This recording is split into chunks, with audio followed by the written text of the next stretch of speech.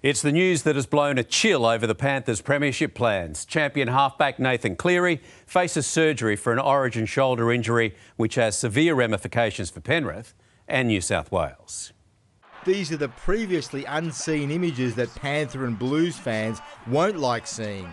The moment Nathan Cleary's shoulder popped out, you see a quick grimace, but then the toughness kicks in and he can only think about getting back into the defensive line. Even post-game, he was trying to hide his pain despite an obvious giveaway, a mountain of ice. I just kind of fell on it awkwardly. It felt all right. It was probably just when I had a bit of a break, it just got a bit sore. Cleary may have even done his shoulder again later in the game, but he was playing down his toughness. I just kept thinking that I had to turn up for the team and it wasn't too hard to do that. It was kind of mind over matter, I guess. But his origin coach thinks Cleary's courage defines him. There was talk about, should we be getting him off? I thought the situation, we needed him out there as much as possible.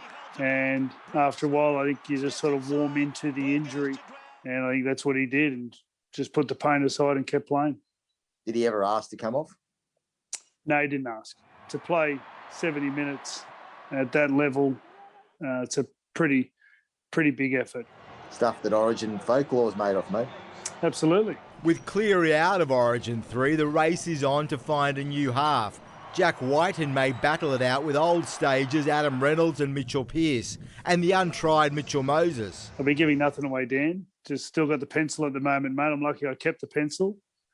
I'm going to have to use it for another weekend. Moses was put on the spot with the Cleary news breaking as he was facing the media. If I wasn't ready by now, I'd be kidding myself, I guess. So, mate, like I said, it's completely up to Freddie and where he goes and what direction he wants to go there, I guess. The way the Blues connected impressed Moses. Everyone was in sync and it looked like a team that's been training all year, to be honest. Danny Weidler, 9 News.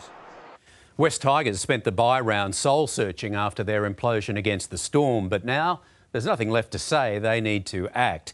And that starts on Sunday against the Rabbitohs, where the players say they'll be up for the fight. 10 days on, but the Storm damage still feels fresh. It probably was one of the toughest nights I've had in terms of a rugby league match. And the fingers being pointed firmly back at themselves. I don't think 66 points is a technical issue. I think it's purely an attitude issue. That this shouldn't happen at this level, and we can't let that happen ever again. Desperate for discipline, the Tigers have introduced a fine system of training. Hopeful it'll spark a change in attitude in time for the Rabbitohs. It's unacceptable for a drop ball or these things like that. We want to be better each day, and I guess, it starts with your standards at training. Melbourne taught us a lesson in more ways than one.